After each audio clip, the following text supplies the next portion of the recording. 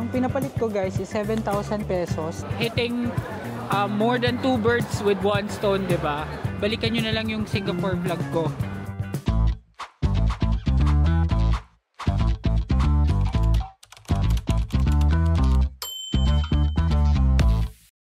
Hi amazing people and welcome back to my YouTube channel. So sa pagpapatuloy ng ating Singapore and Kuala Lumpur vlogs, nandito tayo ngayon sa Lucky Plaza para explore ang buong lugar, i-share sa inyo yung Value Dollar, which is a great pasalubong center, and tignan natin kung ano pang mga makikita dito sa Lucky Plaza, at mamaya pag may chance manonood tayo ng light show sa Gardens by the Bay.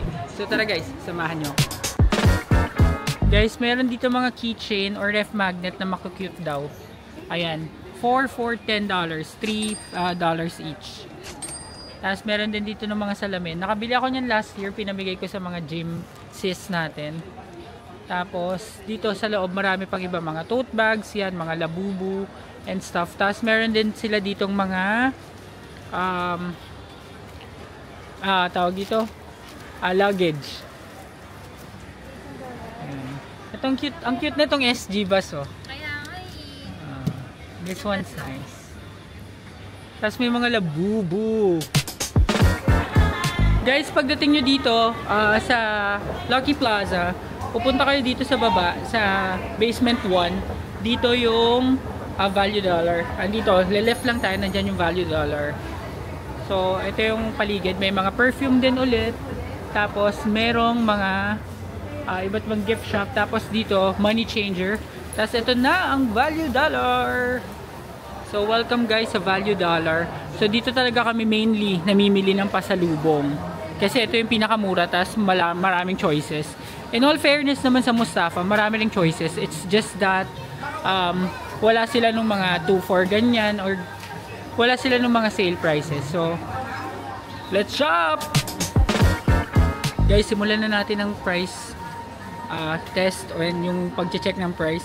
So 85 cents yung mga Twix, Mars, Snickers, isang bar. Tapos KitKat is 55 cents. Etong medyo mahabang KitKat, it's $1. Share and Snap. Toblerone is $1.65. Cadbury is $2.75. Isang 20 pieces ng Toblerone is $32.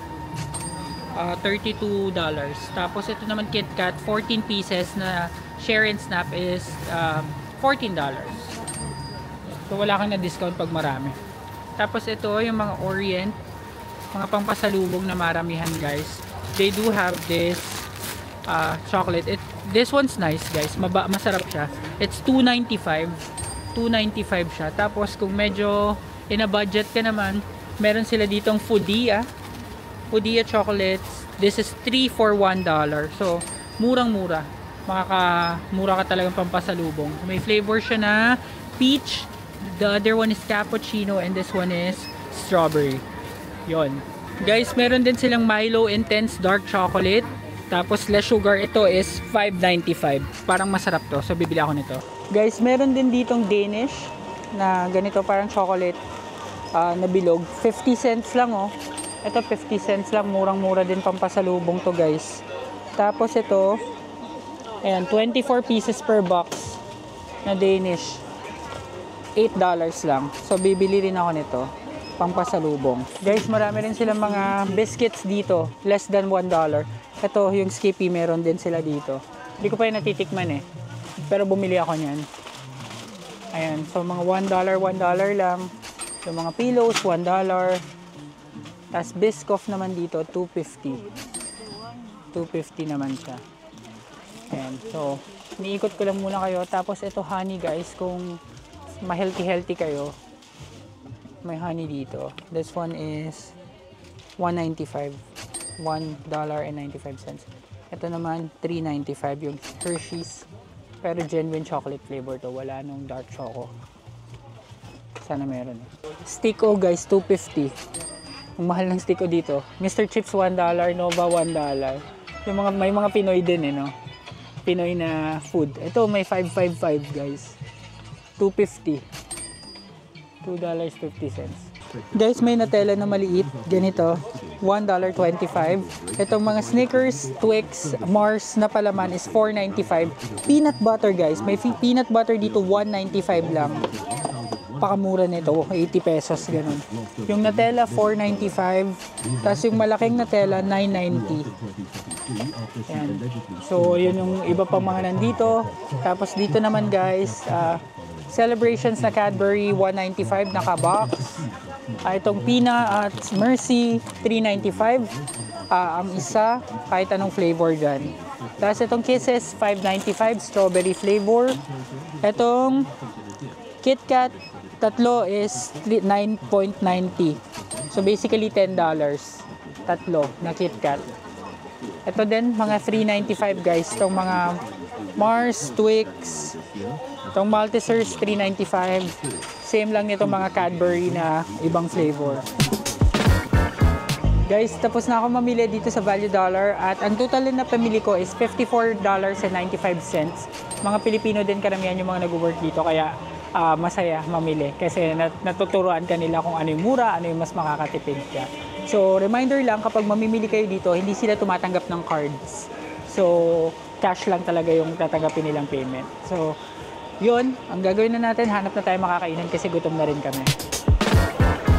Guys, ang next stop natin, since dito nga murang magpapalit ng, or maganda magpapalit ng peso to SGD, magpapapalit tayo ng pera dito. Maraming money changers dito guys. So, dito na tayo sa una natin makikita kay Manong. Dito na lang. So, ang pinapalit ko guys is 7,000 pesos. Tapos, ang nakuha kong SGD is $143.50. So, wala na palang hiningi, hindi na humingi ng passport. Wala na, kinuha niya lang yung pera, tapos binigay na yung kapalit. So, gagawin namin, since sobrang dami naming dala guys, pakita ko lang. Ayan. Babalik muna namin to sa Bugis bago kami pumunta dun sa next naming destination. So, nag-decide kami guys na mag-bus na papunta ng Bugis. Drop off lang namin itong mga napamili namin sa hotel para less yung dala. Kasi ang bigat talaga niya. And ang dami niya, puro mga chocolates, mga pasalubong. So, sa mga makakatanggap nito, know that ang hirap nyo buhatin. So, let's go na. At malapit na yung babaan nito sa Bugis guys kaysa mag-MRT kasi nga mabigat. And napakamahal din ng Grab. Nag-check ako sa Grab, ang mahal ng rate. Nasa $20 yung mula dyan sa Lucky Plaza hanggang Bugis. So, ayan, at least dito sa bus, enjoy yung view. Tapos, nakaupo pa yung parents ko sa paborito nilang upuan sa second floor. Ayan. Habang kumakain ng mani. Okay guys, so bumalik muna kami dito sa aming hotel at papahinga lang, grabe ang bigat ng mga dinala namin. And then mamaya-maya lalabas tayo para abutan natin yung light show doon sa Gardens by the Bay. So stay tuned. Hey guys, so papunta na kami ngayon sa Gardens by the Bay. Nakapagpahinga kami konti, naibaba na yung mga gamit. And first time kong may experience yung light show ng Gardens by the Bay. Free yun, pupunta ka lang doon.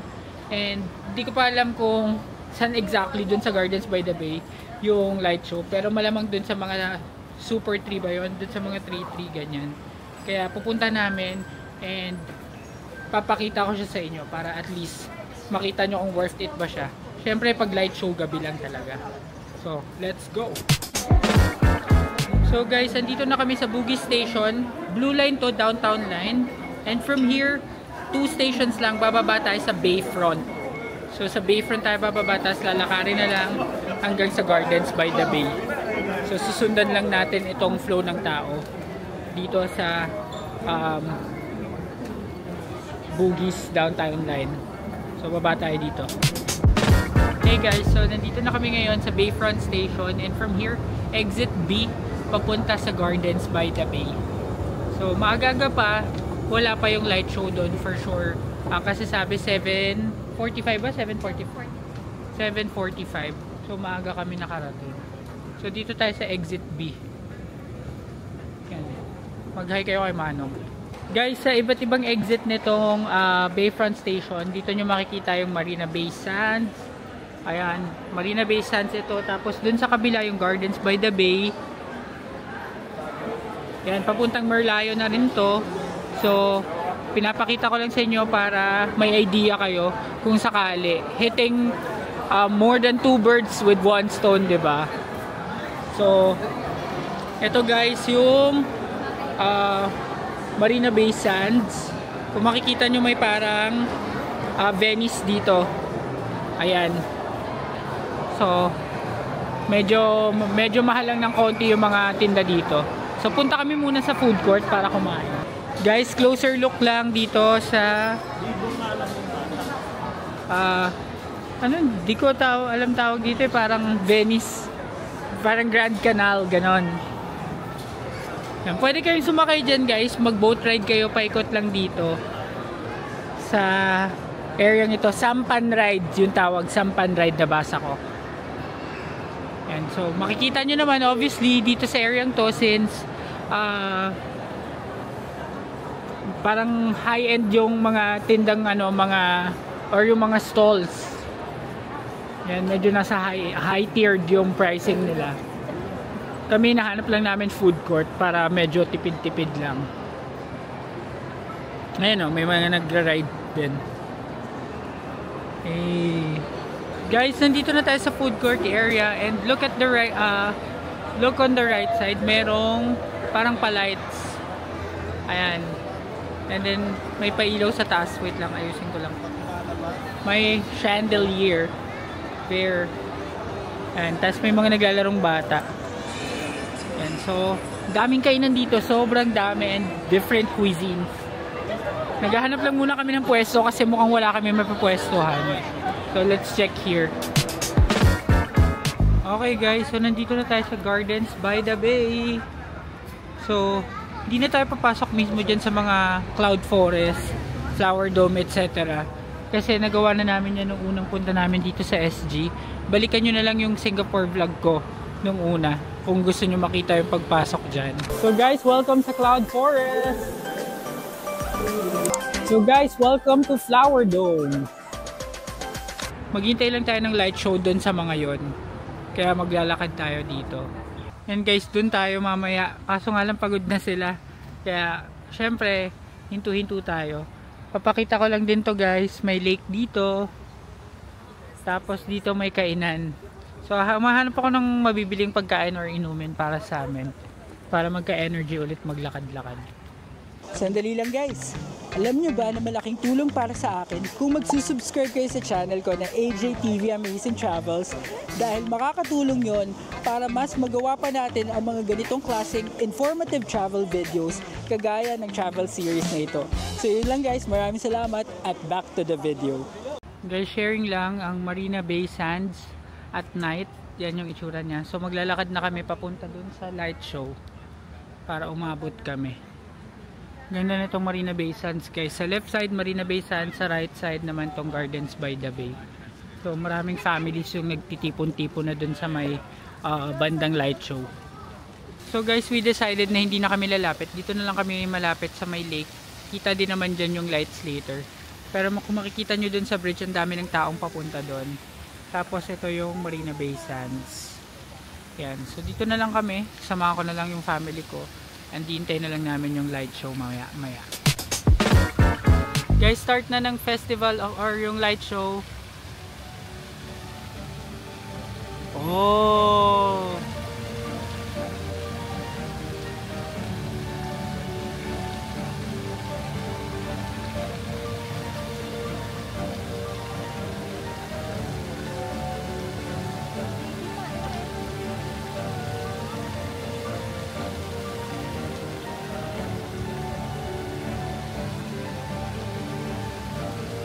Dito guys, sa part na to, nakaupo lang kami. Kaya relax dito.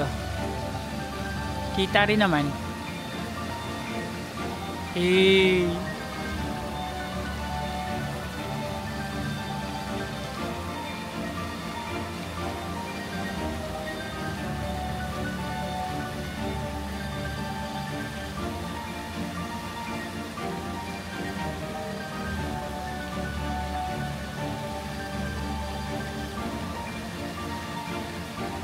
Ganda.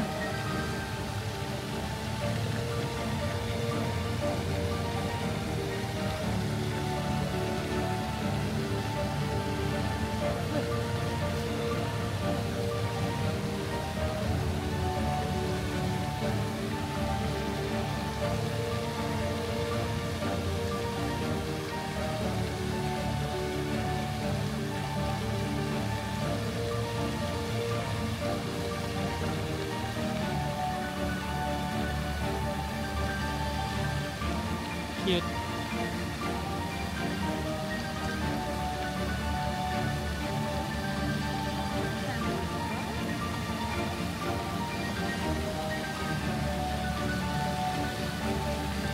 Malapit tayo dito guys sa may bandang gitna.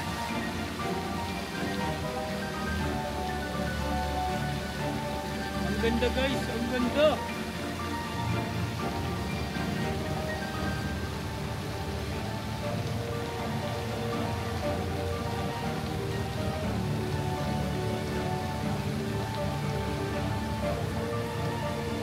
Must see to guys, especially first time nyo sa SG. Free pa to, wala kayong babayaran, punta lang kayo dito. 7:45 tsaka 8:45 yung time. And ganda oh. Good. Okay guys, so patapos na tong light show, pero nakikita nyo pa rin siya dito sa likod ko. Pero kami, pabalik na kami ng MRT kasi pagod na yung parents ko, kaming lahat, gutom na rin. So maghahanap lang tayo ng lunch dun sa Bugis. And then last minute pa sa lubong shopping dahil bukas mag-check out na tayo ng ating hotel. And then madaling araw ng Sunday yung flight namin. Kaya technically may last full day pa kami bukas. Pero we'll make the most out of it pa rin. And yung tonight para at least na-enjoy natin tong 2 days natin dito sa SG. Okay guys, so nandito na kami sa Bugis Station. And palabas na lang kami dun sa Bugis Junction para makakain ng dinner sa Bugis, and then last minute pasalubong na, and nilook forward ko na yung mga pagkain doon kasi masarap talaga kumain doon sa Bugis. Yun yung by far pinaka the best para sa amin na kainan kasi marami ring choices. Guys, meron ditong bilihan ng bread sa may MRT palabas ng Bugis. May offer sila 3 bread for $5. So bibili kami para may almusal din bukas. Welcome back sa Bugis guys! Ito na yung Bugis Street at bibili lang tayo dito ng dinner. Let's go! Makipaglaban tayo dito guys. Dinner muna ang gagawin namin pala bago mamili ng kung ano-ano. Kasi gutom na kami. Yun ang napapala kapag buong araw. Puro gala, tas lakad, lakwatsa. Yan. So pakita ko lang sa inyo itong loob guys. Dito merong farm coffee. Ito yung una nyong makikita. Ayan, mga frap, kape. Tapos meron ding fruits din. Ayan, masarap din yan. Tapos dito sa right side guys, watches. Kung mapapansin nyo guys, ito yung pinuntahan namin ng isang vlog kagabi. Nasarado na lahat. Pero ngayon, bukas na bukas at buhay na buhay siya. Yan. So, marami kayong mabibiling pasalubong, food, and kung ano-ano pa. So may enjoy talaga tong Bugis guys. Lalo na tong Bugis Street. Guys, naalala nyo yung sinabi ko na dito sa traditional street snacks, na vlog ko kahapon, sarado na. Dito makakabili ng sweet potato balls. So ito siya. 10 pieces, 5 pesos. Dinalahan ako nila mama ng ate ko kanina. Ito naman yung kaya ball. So bibili ako yun mamaya. Hindi muna ngayon kasi lalamig agad. Mas masarap siya pag mainit. So dito muna tayo sa food court. Food court kami pupunta guys. Dito guys yung kanilang food court. Yan, food court. Dito namin gusto kumain lagi kasi dito authentic na Singaporean yung food. Medyo marami lang tao ngayon. So dun kami banda sa dulo lagi pumipwesto. Parang dun ulit tayo makakapwesto ma. Ayan. So ito yung pagkain, nasi padang, marami mga. Ayan, dito ulit guys. Ang pagkain nila, 2 vegetables, $4. 3 vegetables, $5.50. Ayan. So dito. Ito yung mga ulam nila. So guys, dito kami umorder last time. Dito sa Fried Delight. Kasi meron ditong pansit. Ayan. Chicken chop fried rice, $7. Ito, fried kway teow, $7. Yan yun, order kami nito. Guys, bumili kami ng chicken rice ni ate, dalawa. Tagisa kami. Tapos lumabas muna kami sa food court. Pupunta kami dun sa bilihan ng drinks para bumili ng drink. Yung mga fruit or kape. Kasi kailangan mamaya para sa work. Kaya babalik kami dun ngayon. So guys, ito yung presyo nila. Just to give you an idea. Ayan, Chocomint $3.90. Mga $3.90 madalas yung mga kape guys. Tapos pag frap $5.90. So bibili ako ng Chocomint guys. So guys, itong mga drinks din na nasa ready-made na, $2.50 ang isa. Bumili akong dalawa para sa parents ko, so $5 yun. Let's go na, balik na tayo dun sa food court.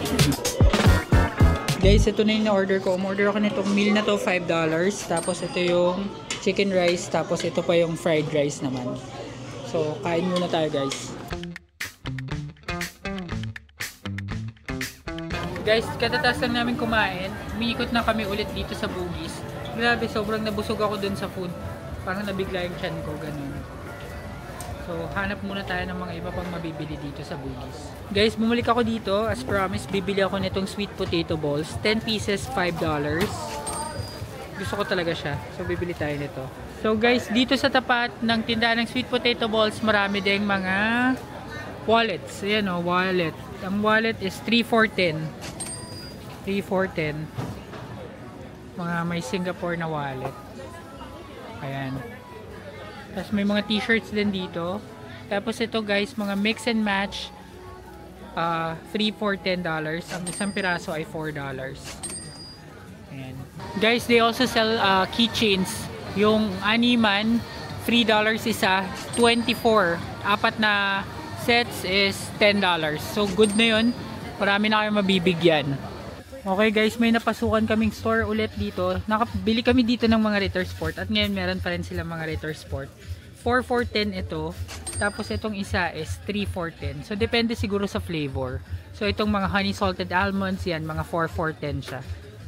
Tapos Choco Baby, 2 for $11. Nakabili na ako sa Mustafa. Tapos may Ferrero din sila. Itong Ferrero naman guys is 2 for $37. Itong mas maliit, 2 for $20. Ayan. So marami talaga mapagpipilian dito sa Bugis guys. Kaya mamili kayo dito. Guys, nandito kami sa tapat ng ABC Mart ulit. Tapos may prutasan dito na bukas pa. Ito yung paborito nilang bilhin dito. Itong grape. Kasi yung isang ganyan na lalagyan, $2 lang. $2. So grape. Tapos ito mga apple, $1 lang. Tapos yung iba 70 cents. Yan. So guys, ito na aming final na punta dito sa ABC Mart para mamili ng pasalubong ulit. Ito na yun. Tuduhan na natin guys ang pasalubong. So ito din yung nabili ko pala sa ano, 3 for $1. Bumili ako ng mga boxes. Yan. Tapos ito Ritter, $2.95 isa. Maganda dun sa isa, 4 for $100 yung napunta natin kanina. Okay guys, so nakabili na kami sa ABC Mart. Ang total na pamili ko is $50.20.